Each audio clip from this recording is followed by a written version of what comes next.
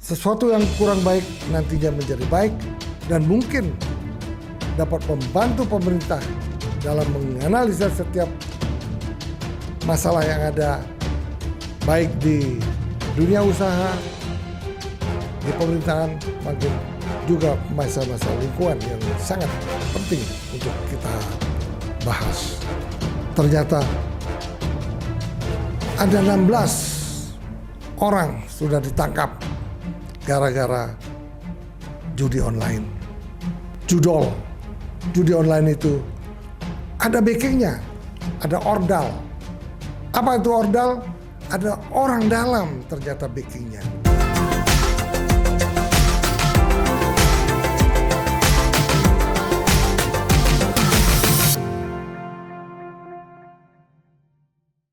Selamat siang, kembali lagi bersama Mr. Puisi Live. Tidak bosan-bosan Mr. Puisi Live menganalisa, membahas hal-hal penting di negeri ini. Tujuannya adalah menginformasikan hal-hal yang kurang baik, sehingga informasi ini membuat sesuatu yang kurang baik nantinya menjadi baik dan mungkin dapat membantu pemerintah dalam menganalisa setiap masalah yang ada, baik di dunia usaha, di pemerintahan, maupun juga masalah-masalah lingkungan yang sangat penting untuk kita bahas. Seperti kita ketahui bahwa Bapak Presiden Prabowo ingin memimpin pemerintah yang bersih. Yang tidak mau, silakan minggir. Kata-kata ini luar biasa untuk kita, untuk para menteri, dan untuk kepala badan yang telah terbentuk. Semoga energi positif Bapak Prabowo menjalar ke seluruh kementerian, ke seluruh kepala badan, sehingga pemerintah Indonesia di bawah kepemimpinan Bapak Prabowo Subianto akan dijalankan oleh pemimpin-pemimpin, para menteri, para birokrat, dan para politisi yang ada di DPR, semua berjalan dengan bersih. Energi positif ini juga kami bisa membaca. Kita lihat Menteri Perumahan ingin bekerja sama dengan aparat untuk mengecek selalu apakah di kementeriannya ada kebocoran, ada korupsi. Beliau itu sungguh luar biasa karena energi positif telah masuk ke Kementerian Perumahan. Tetapi tidak kalah pentingnya, ada salah satu kementerian yang dulu namanya Kominfo. Menkominfo ini telah membuat mata kita terbelalak. Ternyata ada 16 orang sudah ditangkap gara-gara judi online. Memang benar judi online itu ada backingnya, ada ordal. Apa itu ordal? Ada orang dalam ternyata backingnya. Ketika itu konon katanya ada 5.000 situs yang sudah diblokir, 4.000 situs. Masih tersisa 1.000 situs, ternyata merupakan 1.000 situs online. Konon katanya ada penyetoran uang setiap bulannya, setiap situs 8,5 juta. Luar biasa. Kemana uang itu? Mestinya pasti akan terungkap dengan ditangkapnya 16 orang staf Menteri Komunikasi Digital ini. Dan mudah-mudahan tidak ada yang menyebut nama Bapak Menteri sebelumnya. Kalau itu disebut dan ada bukti, ya walah, ini merupakan sebuah musibah awal. Maka percayalah, Bapak Prabowo akan bertindak secara tegas. Apabila tidak tegas, mustahillah program pemberantasan korupsi, program untuk mensejahterakan masyarakat akan jauh dari cita-cita Bapak Presiden itu sendiri. Bapak-bapak, ibu-ibu, para hadirin sekalian, sekarang Menteri Komunikasi Digital ini dipimpin oleh seorang putri terbaik yang dulunya beliau adalah anggota DPR Komisi 1 yang cukup berprestasi, cukup lantang bicaranya, cukup profesional, sehingga tidak salahlah pilih Bapak Prabowo untuk memilih Ibu Mutia Afid. Ibu Mutia Afid ini seorang presenter ulung dahulu, tetapi dia mampu menjadi anggota DPR di Komisi 1. Kemudian akhirnya menjadi seorang menteri yang diharapkan oleh Bapak Prabowo untuk bersih-bersih diri, bersih-bersih di kementeriannya, sehingga tidak terjadi korupsi BTS yang begitu besar, 8 triliun jumlahnya. Kemana uang itu sekarang? Masih tetap menjadi bahan penyelidikan. Tapi sampai detik ini tidak ada detik-detik yang baik. Tidak ada hal-hal yang baik yang dapat diinformasikan oleh para penyidik. Sebetulnya apa sih yang terjadi? Siapa sih yang korupsi saat itu? Tetapi mudah-mudahan dengan menteri yang baru ini, dengan Ibu Mutia Hafid, akan dapat mulai membenahi diri untuk memasang kembali BTS 4G di kawasan Indonesia Timur, termasuk yang prioritas utama mungkin di Irian Jaya. Itu yang diharapkan. Mudah-mudahan Ibu Mutia Hafid ini sebelum melakukan tender, maka setiap BTS yang akan dibuat sesungguhnya bisa juga dibuatkan e-katalog juga dengan spek-spek yang lengkap, sehingga spek BTS apapun yang dibeli sudah ada di e-katalog dan sudah ada harganya di sana, sehingga tidak mampu lagi orang-orang ini berkorupsi untuk masalah BTS. Nah, itu katalog sekarang sudah diterapkan oleh Pak Luhut pada saat kepemimpinan Bapak Jokowi.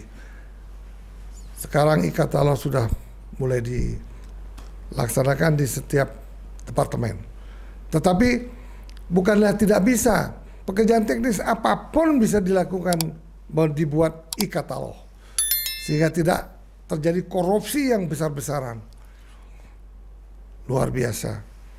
Itulah mudah-mudahan didengar oleh Ibu Mutia Hafid ini, sehingga di dalam melakukan pembelian barang-barang untuk komunikasi ini, untuk di Kementerian Komunikasi Digital ini tidak salah lagi, dan Ibu dapat memberantas sebersih-bersihnya, sehingga seluruh kawasan Indonesia mendapat sinyal yang baik, sehingga perekonomian yang kebanyakan juga UMKM di seluruh pelosok-pelosok negeri ini bisa bekerja secara online. Itulah yang terjadi. Bapak-bapak, ibu-ibu yang kami hormati, marilah kita melihat cuplikan-cuplikan yang sangat berarti untuk mendukung pembicaraan yang kali ini kita bicarakan mengenai masalah di Kementerian Komunikasi Digital yang dipimpin oleh Ibu Mutia Hafid yang luar biasa hebatnya, sehingga negeri ini akan banyak mempunyai menteri-menteri yang hebat karena energi positif yang ditularkan dari Bapak Prabowo, sehingga para menteri bisa bekerja dengan bersih. Terima kasih. Mari kita simak hal-hal yang dibicarakan di DPR Komisi 1. Terkait dengan Ibu yang tadi sebutkan, di mana Republik ini sedang digoyang ramai masalah terkait dengan judi online. Saya mencoba untuk mendalami terkait dengan perkara ini, bahkan saya masuk cukup dalam terkait dengan perkara ini, dan saya menemukan fakta-fakta yang cukup mencerahkan, di mana sampai kita dimunculkan 16 orang tertangkap, sebagian diantaranya Kemenkomdiki dan sebagian sipil. Tapi di pihak yang lain, saya merasa bersyukur juga kasus ini terungkap sekarang, Bu Menteri. Coba kalau setahun dari sekarang ini baru terungkap, mungkin Bu Menteri kita yang kena bully. Karena ternyata di dalam ini susah untuk saya bilang Kemenkominfo ya, karena pada waktu itu Kemenkominfo susah saya mengatakan bahwa ini Kemenkominfo melakukan pembiaran, karena menurut saya ini bukan pembiaran, ini Kemenkominfo menjadi pelaku. Maka dari itu hari ini tadi disebutkan Dirjen Aptika sudah hadir, maka pertanyaan ini akan saya lontarkan kepada Dirjen Aptika, bukan kepada Bu Menteri, karena Bu Menteri barusan menjabat. Tolong saya dijelaskan kepada kami, Pak Dirjen, dijelaskan secara detail kepada kami proses pemblokiran yang ada di Kemenkominfo, mulai dari kriterianya sampai diblokirnya situs tersebut. Kenapa saya tanyakan seperti itu? Saya mendapatkan informasi dari zamannya Pak Menterinya Joni Plate dan Pak Menterinya Budiari, ini sistem pemblokirannya berbeda. Dan saya katakan hampir pasti ini berbeda karena ada orang sipil yang ditangkap. Jadi tolong dijelaskan mekanisme yang terjadi ya Pak, bukan normatifnya. Karena kalau dalam aparat penegak hukum, ya, itu melakukan pemblokiran terhadap sesuatu itu melalui mekanisme dalam perkara di tahap penyidikan, yang dimana setelah itu barusan di blok karena ada hak seseorang yang tersangkut di situ. Nah, saya ingin tahu di Kominfo ini bagaimana, apakah ada sistem verifikasinya atau tidak. Nah, apabila diverifikasi, pertanyaan saya, siapa yang mengumpulkan situs-situs itu Pak? Lalu diverifikasi, pertanyaan saya kedua, siapa yang memverifikasi itu? Dan yang ketiga, siapa yang memblokir? Maksud saya, bagian apa yang memblokir? Nah, saya ingin tahu juga terkait dengan pengawasan di Kemenkominfo maupun Kemenkomdiki. Siapa yang mengawasi terkait adanya pemblokiran ini apabila terjadi kesalahan? Saya tadi pagi saya conference call dengan pegiat media sosial namanya Roy Sakti dan Mr. Bird. Mungkin teman-teman Kominfo sudah tahu siapa Mr. Bird. Kenapa saya bilang sudah tahu? Karena Mr. Bird dipanggil Kominfo tanggal 12 Agustus 2024.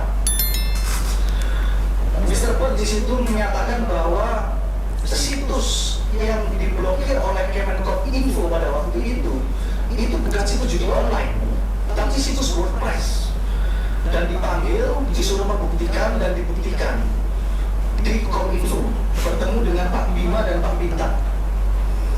Lalu dia juga menemukan problem serius di Kominfo pada waktu itu, di mana dia bisa membobol website Kominfo dalam waktu 30 detik dan menggunakan semua nama dari pejabat Kominfo untuk melakukan apapun itu, termasuk untuk memesan hotel, untuk email ke siapapun.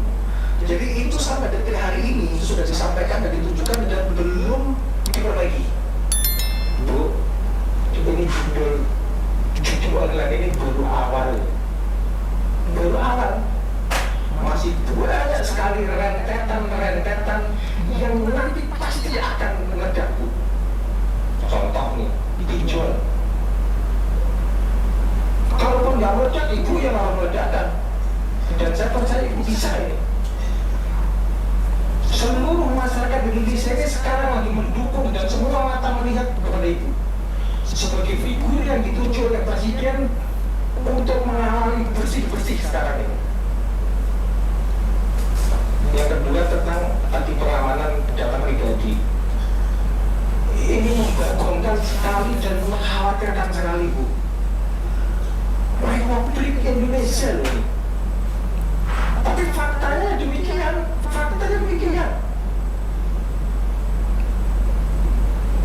Yang selanjutnya tentang keamanan data nasional. Ibu Menteri, beberapa tahun terakhir bukan data pribadi, tapi kantor-kantor pusat arsip yang itu luar biasa pentingnya arsip itu pergi negara dan terbakar loh, Bu.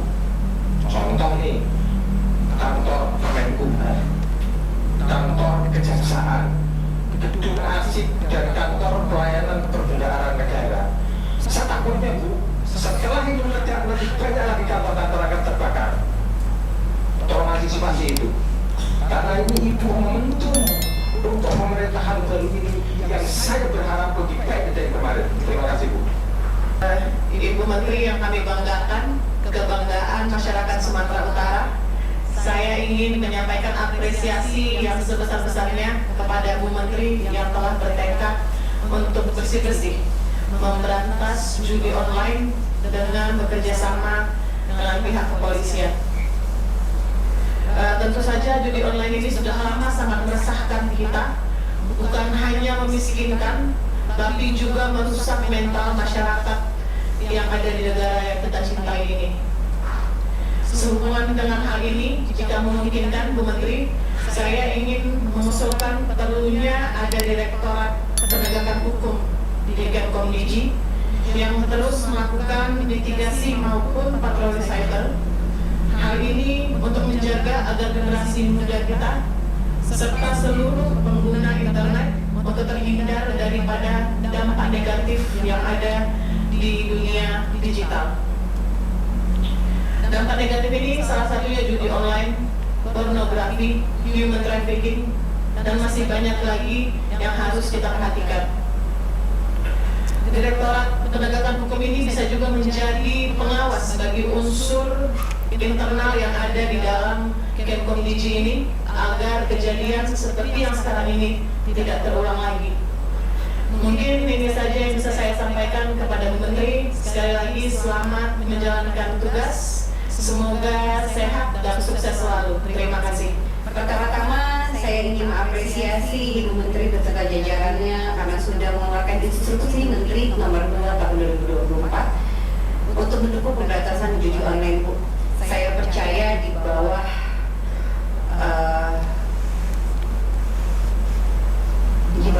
Ibu Menteri, Komdigi ini akan menjadi lebih baik lagi, dan saya percaya pengawasan intensif dan juga pemantauan secara detail untuk kasus Komdigi ini tidak terulang kembali lagi, Bu.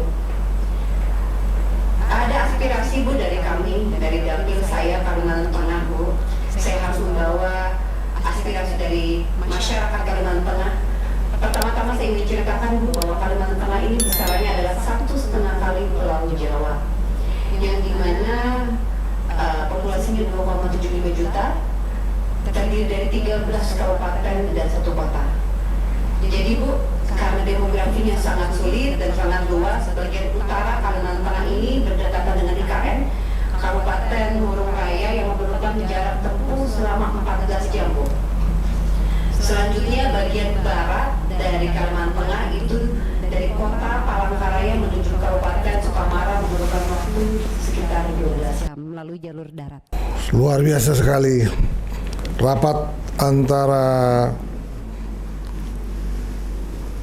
Komdigi itu dengan DPR Komisi 1 sangat bagus, di mana sangat ditekankan pengawasan bagaimana yang terbaik untuk Ibu Menteri. Karena sempat juga terdengar waktu itu, kenapa pemberantasan pornografi dapat dijalankan secara efektif. Kenapa pemberantasan judi online tidak efektif? Konon katanya untuk situs-situs pornografi dapat diawasi secara intensif sekali, dapat diblokir secara intensif sekali karena menggunakan artificial intelligence. Itu kenapa untuk situs judi online tidak menggunakan artificial intelligence? Kenapa? Ada apa kiranya? Nah, inilah yang mungkin akan diselidiki. Nah, inilah perlu pengawasan terencana oleh Ibu Menteri. Luar biasa juga tadi beberapa pertanyaan dari anggota DPR itu sendiri. Beliau cukup aktif dan cukup jeli mengamati masalah-masalah yang terjadi di Menteri Komunikasi DG ini. Untuk itu, marilah kita berbesar hati karena Ibu Mutia Afin ini betul-betul akan melaksanakan apa yang diperintahkan oleh Bapak Presiden Prabowo di dalam rangka bersih-bersih di kementeriannya. Untuk itu, janganlah bosan-bosan menonton Mr. Puisi Live. Semoga konten-konten berikutnya dapat lebih berguna lagi untuk masyarakat luas dan mungkin berguna juga untuk pemerintah, sehingga pemerintah mendengarkan juga untuk konten-konten yang baik. Tetapi konten-konten yang baik inilah justru mendorong pemerintah ini untuk lebih fokus di setiap kementerian, bukan hanya di Kementerian Menkom DG ini. Bapak-bapak, ibu-ibu, jangan lupa tonton terus Mr. Puisi Live dan jangan lupa juga subscribe, share, dan follow Mr. Puisi Live. Selamat berbahagia, tersenyum membuat kita sehat. Bye-bye.